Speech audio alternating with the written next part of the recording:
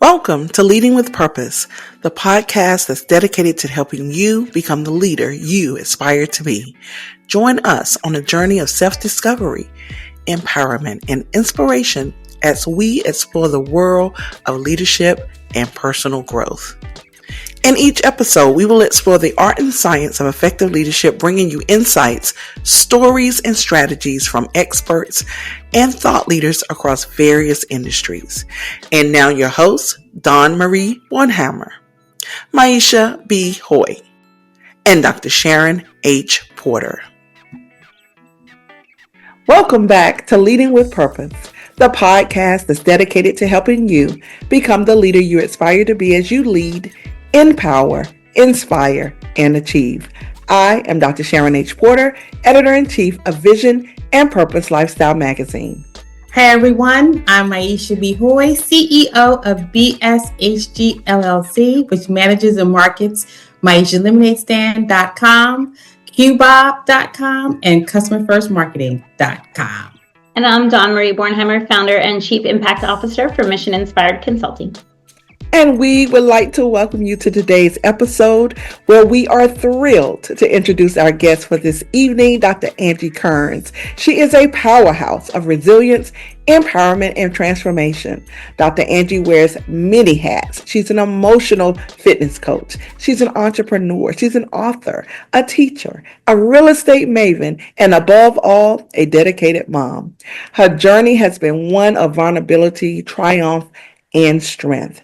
Having navigated the complexities of 2 divorces and embraced the beautiful challenges of single motherhood, Dr. Angie carved out her path as a self-employed entrepreneur, all while being hundreds of miles away from family support. Dr. Angie Kearns, we want to welcome you to Leading with Purpose podcast. Thank you so much. I so appreciate the opportunity to be here and amongst you ladies. I couldn't wait until tonight. I was sitting in here on my computer since about 5:30. Waiting for you guys to come on. Well, we are excited. And as I read, your journey is really inspiring. I mean, you navigated some challenging experiences, man, including those 2 divorces, a single motherhood. How have those experiences shaped your approach to emotional fitness and empowerment? Well, not being prepared for relationships, even saying girlfriend relationships, not knowing how to navigate. Whenever somebody did something to offend me, I'd rather cut you off and not deal with you. I didn't know how to work my way through it. So leaving Philadelphia back in 1991, when I had a 1-year-old, I packed up my U-Haul truck, had all of my belongings on it. I had a Ford Escort on the back, and I headed to Georgia sight unseen to live with my daughter's godmother, who by the time that I hit Georgia, and her roommate let me in the home, and I had another girlfriend with me, but she told me that we could not sleep in the godmother's room. So we had to pad the floor in the roommate's room because of whatever, I didn't even know what blindsided me. But starting out with there, just all types of trauma, one violation after another violation, and not knowing how to resolve it or even realize that this is not normal. I carried all of that into my marriages. So they were destined to fail because I didn't know how to forgive. I didn't know how to move on. And it was just trauma after trauma after trauma. And no one speaks of trauma where I come from. So I was blinded. Wow. And I'm sure that you have taken all of this now, fueled your passion, and now helping others through this. I'm certain. Absolutely. The very person that I needed, and I was really in my spirit, I was crying out for someone to help me figure out the path, someone to help me figure out what do I want to do with my life. I didn't finish college at that young age, and I had this 1-year-old, I had no career, and I had $100 in my pocket that my mother had given me the night before. But my plan was I was going to get to Georgia. Since I have a baby, I was going to collect welfare. They'll give me a check right away and food stamps, and that way I could figure out what my plan was. I thought I could buy me some time. They denied me her entire life. I never got it. Wow. And the only thing that saved me was that the purpose of me actually being able to leave Philadelphia is I had this one aunt who had all the means to spoil me and my brothers. And so she became my favorite aunt. I took on her persona. I took on her freedom. I took on the way she viewed life, the way she viewed men. And she passed away at 37. And so I no longer had her there. So here I am in my young 20s, not having a family to support me emotionally. They didn't even know they needed emotional support. We were just all blinded, and we just, only thing we knew is to crack jokes. We're a very funny family, and that's all we knew, right? So I bring all of that into, and being very friendly. So I've always met a whole lot of people and things like that. But so I came to Atlanta, and I guess about a month or so, her policy, she had a policy for me of $15,000. And with that $15,000, in the next year, I opened up a daycare center so that I could take care of my daughter. Wow, amazing. Resilience for sure. Thank you for that. Absolutely. So everyone, full disclosure, this is another Girls High girl that we are interviewing today. Candy Girls, class of 230. And so I won't say I've known. I know Angie from high school, but I don't know who she is today. And reading her social media posts and just getting to know her through that, I'm like, well, she has to be on our show. Her story is so inspiring. But we're all about entrepreneurship. We're all about pursuing our passion. We're all about making our passion our purpose. So how did you go so what made you know, I guess you talked about it before, the daycare was your first step in entrepreneurship, but you just kept on going and going, and now you're in real estate. So talk about your entrepreneurship journey with us. Oh, absolutely. So here it is. I have my little one. She inspired my entrepreneurship because I tried to work as a receptionist when I first got down here, and the type of daycare center I wanted my daughter to go to, I couldn't afford. And I didn't feel right leaving her at 3 years old, just at a babysitter. I knew that she could learn more. So that's what I said, I'm going to open up a daycare center so that I can teach her. So from 3 years old, I had daycare center. It was a group daycare home. So about 12 kids is what I started out with first. And I started teaching them pre-reading, pre-math. They were whizzes. I changed their personalities. Their mothers are like, oh, all these kids act like you now. And I just had a really, really good time.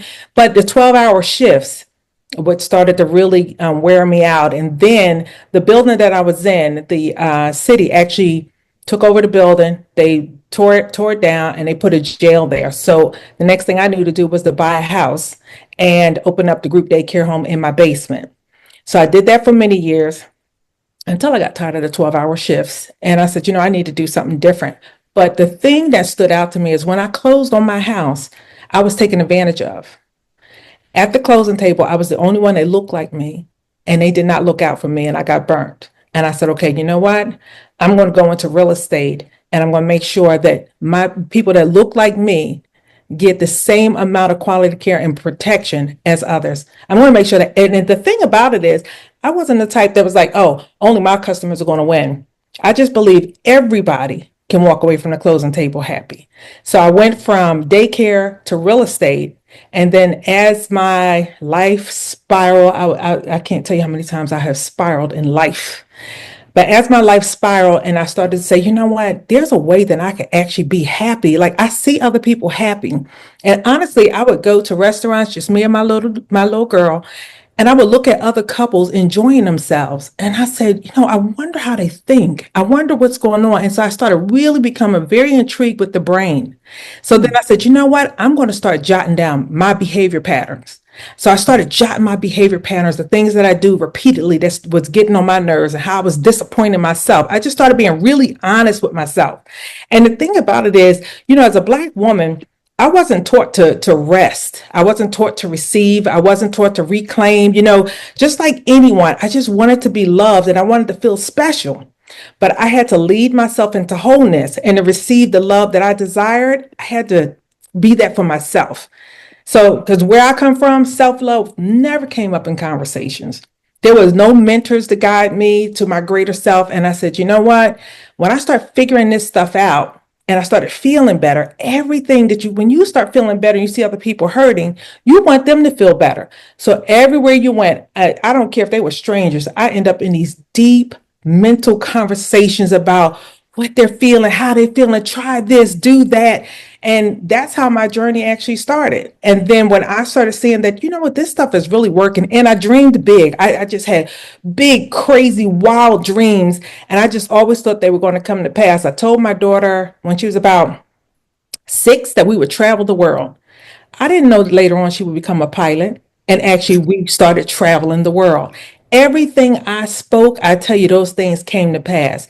And so after a while, when I turn around and look at my sphere, I see that the sisters around me are hurting too. And I can't code switch, you guys. I'm not good at that. I focused on my Black women because that's who I related to the most, right?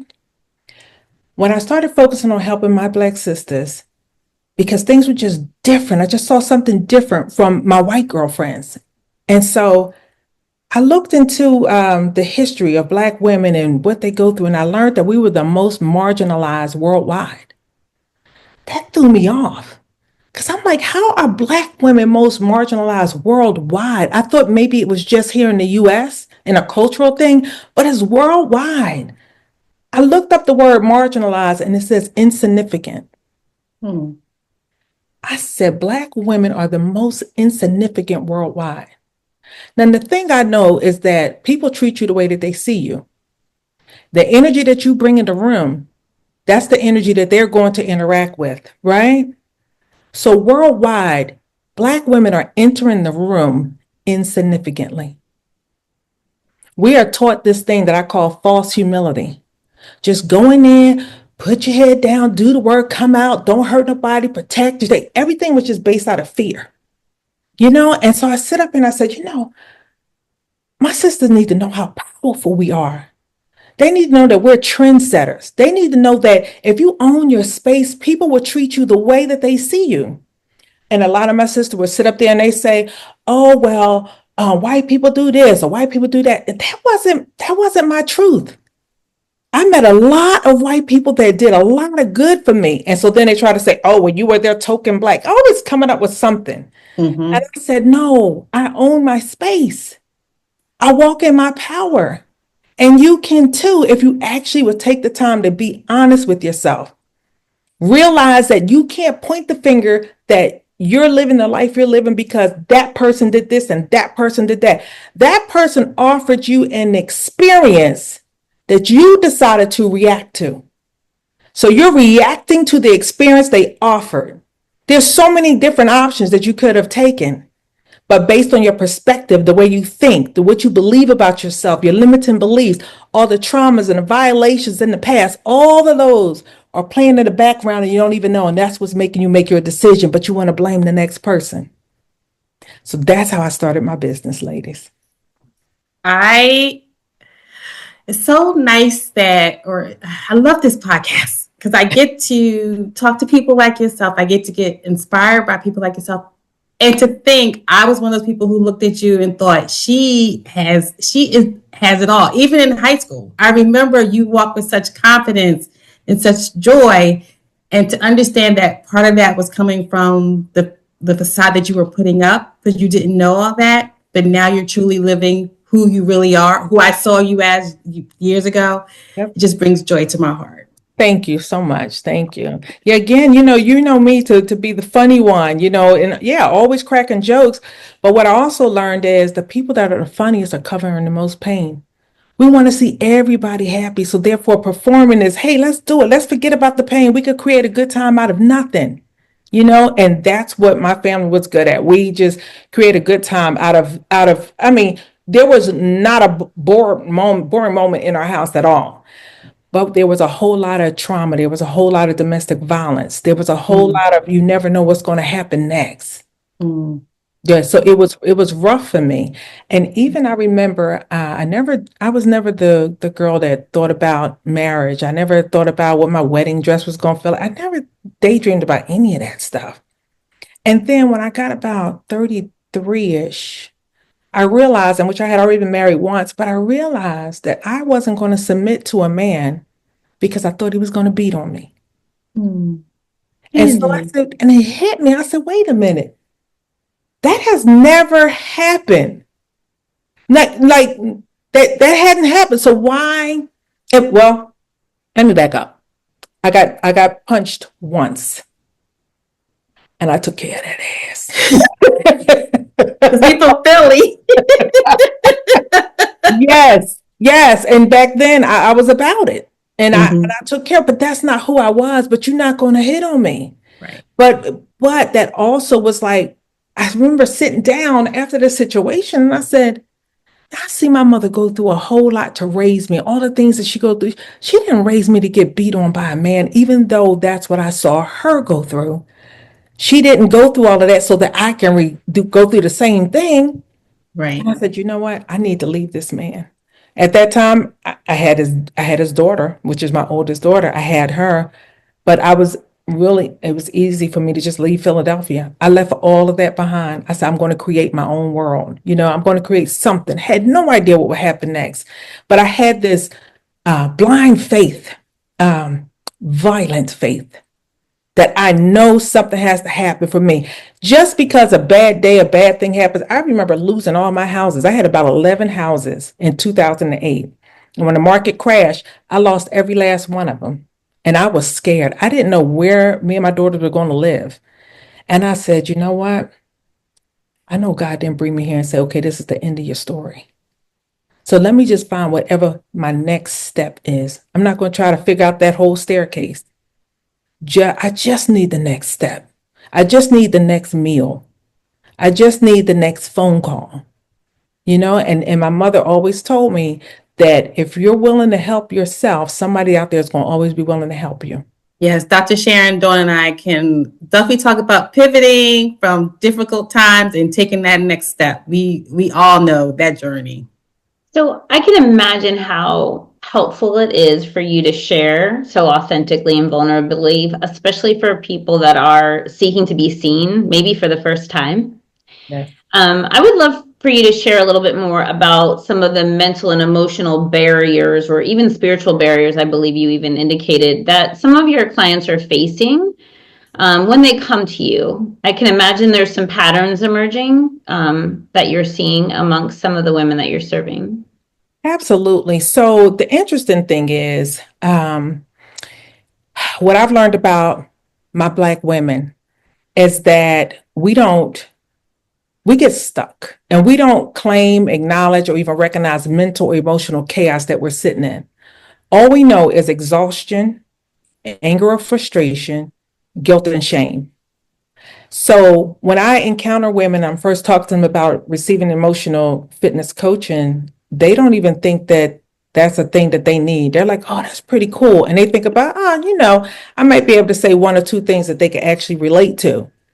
But then when I finally get them in the class, within the first 5 minutes, they're like, whoa, whoa, whoa, whoa, whoa, wait. Because when I start showing you how your mind is firing off the same stuff, when I start showing you how you're actually creating your pain, when you're thinking, this person and I, we don't get along because X, Y, and Z, your perspective is what's actually creating your pain. So if I took a piece of paper, if I took a drawing, a picture, and I put it on the table, and you're sitting across the table, you're going to see that picture one way. But if you come around the other side and get a different perspective, you might see the picture totally different. And that's the same way I show women that every way you think, and you can't keep trying to have right fights because everything you think doesn't make it right. And even though you might be right, that's not going to really lend to you developing, you opening up, you being trustworthy, you being vulnerable, the other person being vulnerable. And I teach women how to actually calm themselves, to find a pause button right in the middle of their storm. And that pause button between stimulus and response or reaction, that pause button can save a life. That pause button can save your job. That pause button can save a company. Finding that pause button, and as a leader, it's so important to find a pause button because then that way you can actually hear. That way you can gain better perspective of how you're going to respond.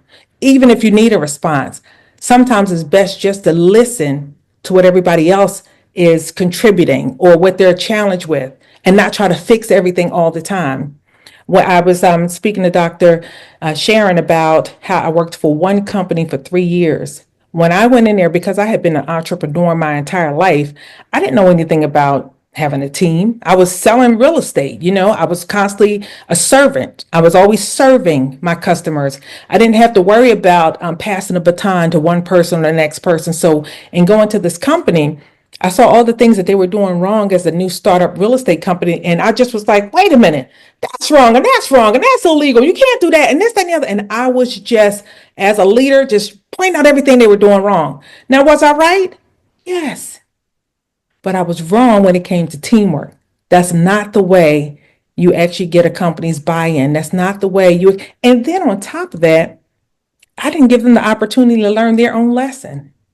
They wanted to do a certain way, and I could explain what the impact may be, but I could have just been open and said, well, hey, let's just try it out. I didn't know anything about that. So these are the things that I help other women work through, and then especially when it comes to relationships with their husbands. I teach them how to get more honey off the moon. Yes, I teach women how to date and find their husband. Shucks, so if one thing I know how to do, I know how to find a husband. Okay. I'm currently married now. I'm a newlywed. Just got married in September of last year after 15 years of being single. Well, sometimes we have to get it wrong a couple times to kind of find our way, right? Yeah. I think one of the things that you illuminated with the example of that work environment is sometimes it's not what you say, it's how you say it. And seeking to understand and remaining curious offers you the opportunity to understand that how did they even get there? Absolutely. Because if they ended up doing things incorrectly for whatever the reason or shortcutting, there was likely something underpinning that was a little further back. Most people don't show up ready to try to scale or cut the system, right? It's when the system wasn't, or they weren't trained properly, or there was something else that broke that down. Yes. And when you're really tired and burned out, a lot of times you take on things as part of who you are, even though that's not the case, right? And separating those things as well is part of the learning. So I love that you said it's not always that it's the approach that you take in order to help people earn the right to have the harder conversation. In those environments, I think is really powerful. And then last thing I'll reflect back to you, which I loved, was really it's just how you're being perceived and the energy in which you're bringing to the conversation relationship dynamic. Has everything to do with how people receive you. Those of us that are more hypervigilant than others that don't have that emotional regulation really need to intentionally pause and intentionally create the space to reflect. Otherwise, our emotional response versus cognitive response is going to be what jumps in. And that's not always our best foot forward or our best selves, frankly. You broke that down. Lovely. Absolutely. Absolutely. And I think one of the things that kind of hurt my feelings in retrospect is that I was taking a growth opportunity from my young team. How can they learn? They can't learn from me giving them all the answers. And that's what I was doing. And with good intention, but our impact wasn't there. And so when we learn and we seek to understand, we can do better, which is exactly what you're doing now. Absolutely. Absolutely. And I have noticed when you can get past the different violations that happen to you, they create the trauma, whatever it is, and we have trauma on different levels, right? But some people be like, "Oh, girl, that's nothing. You ain't getting because I went through this." I'm like, "Okay, what do we have competitive trauma here? No, pain is pain. I don't care if it's the fact you just lost your dog, and somebody else say, "But I lost a whole husband." Pain is pain. So I teach women through that. And a lot of times we're so judgmental because we're sitting here fighting for our own limitations. And we don't realize that even when we're judging, we're creating more pain for ourselves. We actually think we're transferring that energy over to someone else and getting the attention off of us. But your spirit knows. And then your mind is taking it in. And then now the body is impacted by it. Because what's really important is that you have to know that you're not your mind, you're not your body, and you're not your thoughts. You are awareness. You are the spirit that is always searching and working. And whatever you put out there, yep, I'm going to slow it down, Maisha. You're not your mind. You're not your thoughts, right? You're not your thoughts. You're not your feelings. You're not your body. You are the awareness that observes what you're thinking, what you're actually doing, and the feelings that you decide that you attach to whatever that experience is. See, it's so different. We can't yuck anybody else's yum what I call interesting may not be interesting to you. We like different music, So you and I have to, if we're going to come together, we have to have the sharing of the same meaning for the same word. And that's really important. And that's when you take a couple steps back. You allow the person to be who they are, whatever they've learned to do. And we are a summation of our past experience. Our body is a library of everything that has happened to us in the Keeps the past. score. Keeps the score. The body keeps the score. And Mhm. so you're bringing that into relationships. But if you can recognize that I'm here now with another spirit, in their body and their flesh, they have these things locked up that they don't even realize that they're operating in a certain way. So then, if I know, I'm aware that that's not who they are, that's what life programmed them to be, I now can stop taking it personal. I And it now leaves can have, space for possibility. It leaves space for them to have a moment where they may consider something different. absolutely. Right. Absolutely. And both things can be true, right? And there's some duality to all of it. And I think the one other thing that I heard you say, which I thought was really beautiful, is to acknowledge there's no comparison needed when we are attempting to understand someone else's emotional state or experience. Mhm. It is theirs, and what they attach to it is based on the meaning or the feeling that is attached to it in that moment. That's correct. But your grief and my grief, neither is bigger, better, more impactful, worse, whatever pick a word, right? Yeah. We don't Yeah. need to label it as such. I understand to the extent I can what grief Mhm. feels like because I have grieved. And that's enough of a shared understanding for us to then come together, and seek to understand one another better. That is so good. And you made me think about this one woman I was coaching, and we were doing our final session. I have 5 sessions in my one-on-one coaching, and I also have group coaching as well. And but I was doing one-on-one with her, and in the 5th session, I was excited about how I was going to show her why people say Black women are angry. Because we only think of angry and what they're doing, not in her head. Yeah, y'all angry. I know the conversation, unfortunately, is true. Go ahead. So, and Black women don't understand the many different ways that we show anger. It could be chronic irritability. Mm. It could be condescending. So all of these things. Oh, look, Maisha said, "Yeah, I can relate to that." There's so many things. So I'm breaking this stuff down to her, but she's looked a little distant.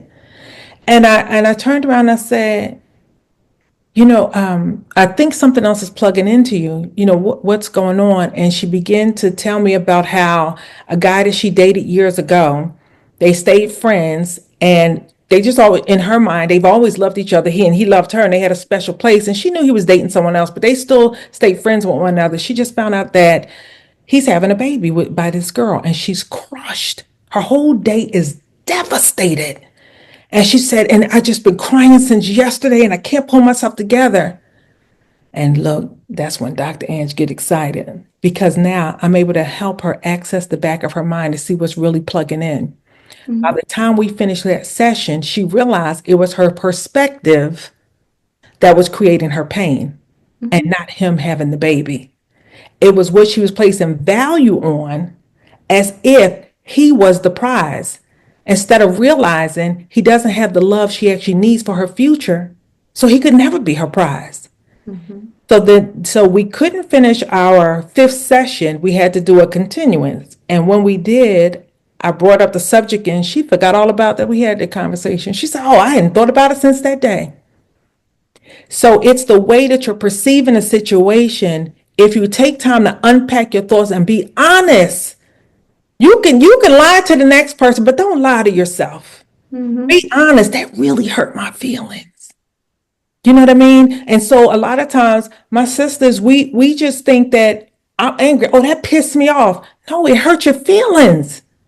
And if you don't call it like it is, you're going to continue to keep yourself bound up and not be able to set yourself free and comfortable in your vulnerability and be able to open your heart up again because you're naming it something else. You can't give your feelings a nickname. You have to say, am I angry?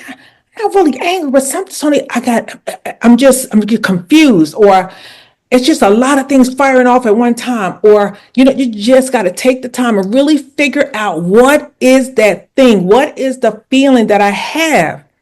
I feel overlooked. I feel slighted. So I really help my Black sisters figure out what is that feeling, because when we respond out of shame, guilt, or anger, people don't open themselves to us. We won't feel included because we look dangerous. We look emotionally troubled, and so therefore people step away. And then we wonder why, when we enter these rooms, we enter them insignificantly because we don't believe that these people understand us. And it's really because we have not shown up vulnerably and in our power, in our feminine energy. Oh, I hadn't even got a chance to talk to you about the feminine energy. The feminine energy is your power as a leader. It works nonstop.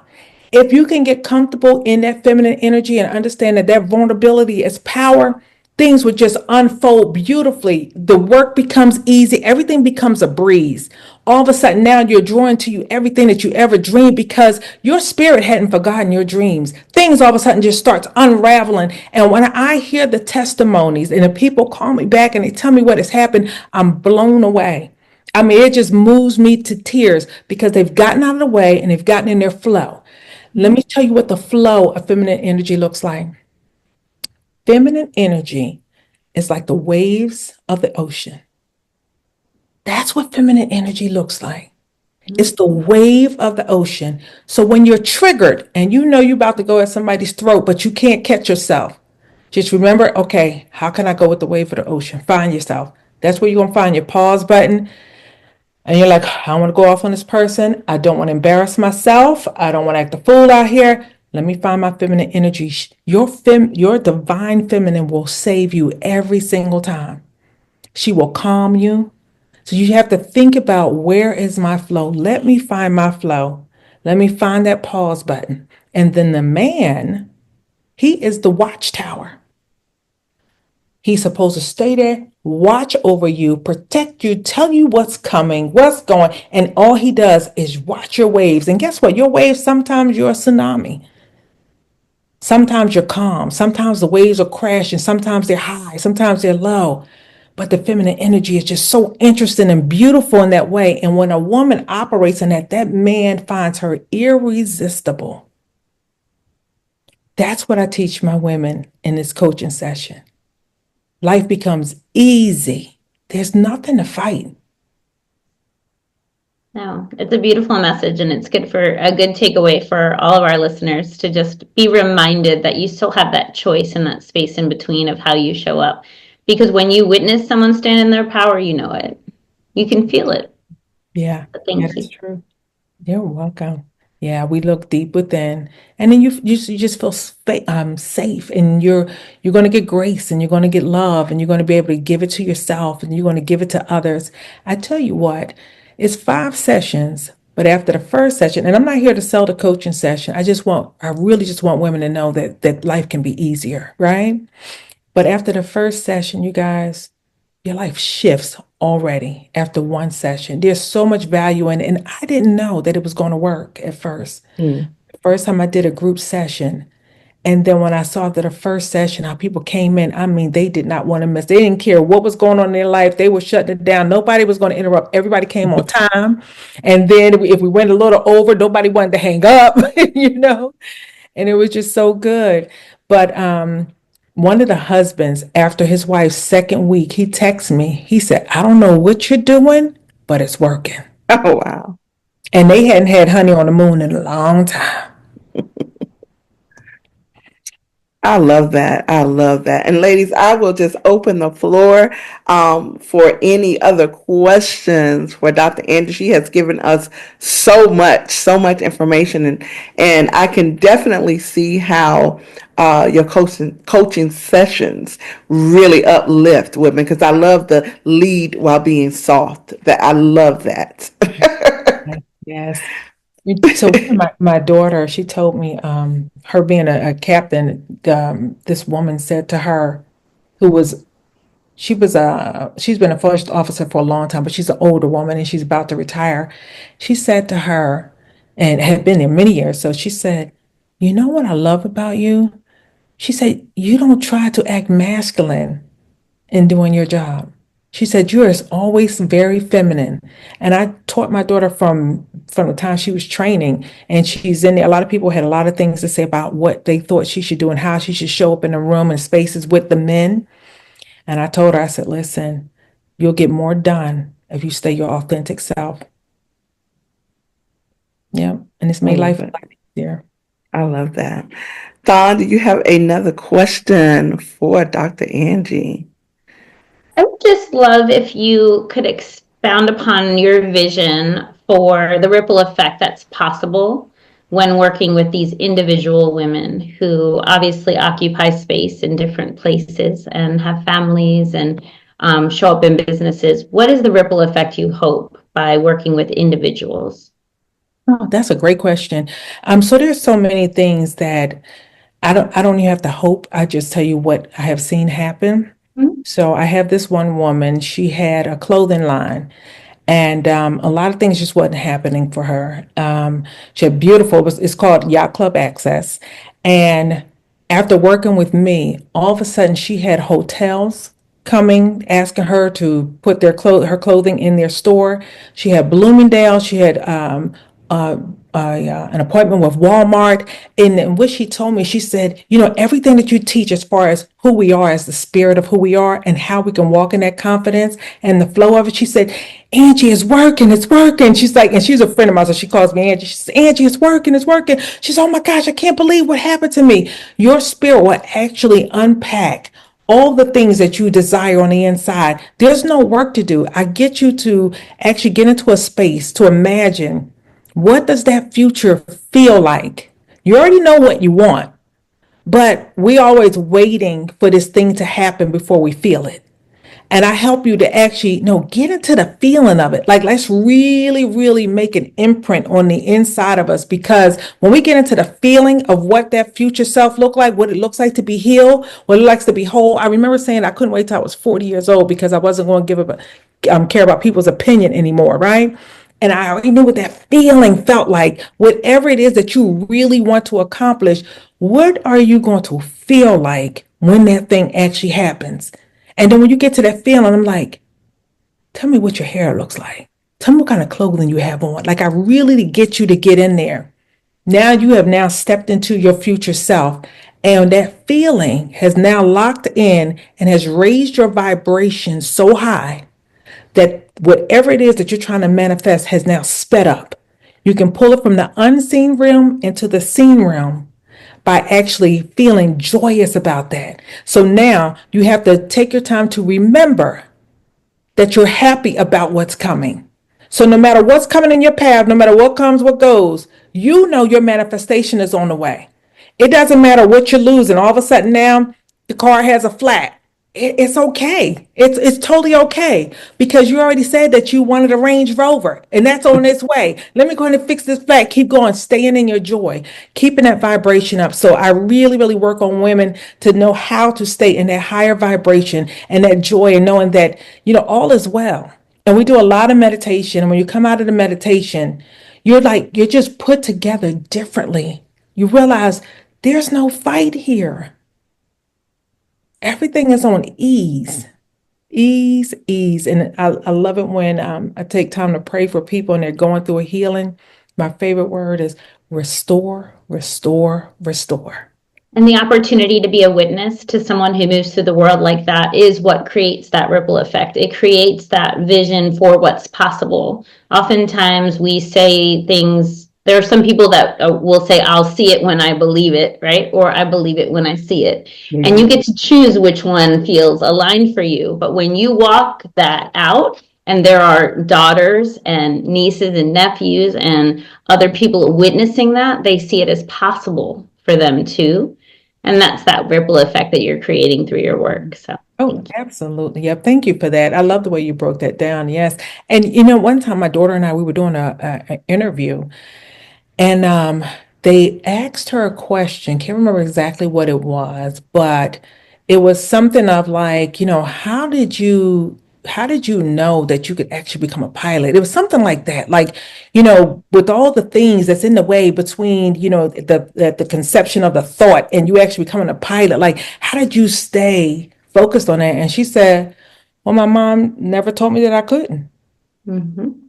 I never told her she couldn't. I always knew that she could. And I always knew. And I'm telling you, we had nothing. When by the time she went to college, I was telling Dr. Sharon that in 2008, I told you guys that I lost all these houses and I stacked up these houses to have enough passive income to take care of my daughter's aviation fees for college. Well, by the time she went to college, I had nothing. I lost the house that we were living in. I lost the car. I lost everything, even including the income. I did not know where my babies were going to live the next month. But I tell you what, I knew that wasn't the end of the story. So I found out what my next step was. And so in that, my daughter knows you only need the next step.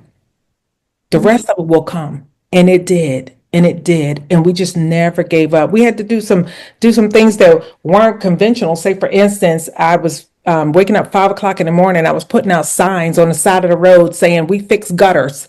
I don't fix gutters. I don't climb up the ladders. But what I did was I created me a side hustle because I didn't have any real estate. I had to figure out something. And that was my next step. We fix gutters. And I turned around and then I had this little young guy. He just said, pay him $100 a day. I did the marketing, got a whole bunch of people, and I would just drop him off and he would fix the gutters and I would take him home. I bought a pickup truck. I mean, I tell you guys, the journey has been long, but the thing about it is I just never stop creating. Even when you have nothing, I always tell you have something in your pocket right now and that'll get you to your next level. You have everything you need to get you to your next level, even though it looks like you have nothing. And that's the gift that living from the inside out offers you. Oh, yeah. Oh, Dawn, you're so good. We can hang anytime. Dawn is the best. Yes. Inside out. Absolutely. Yes. Wow. Whew, this has been something, Dr. Angie. Absolutely amazing. You must give your contact information.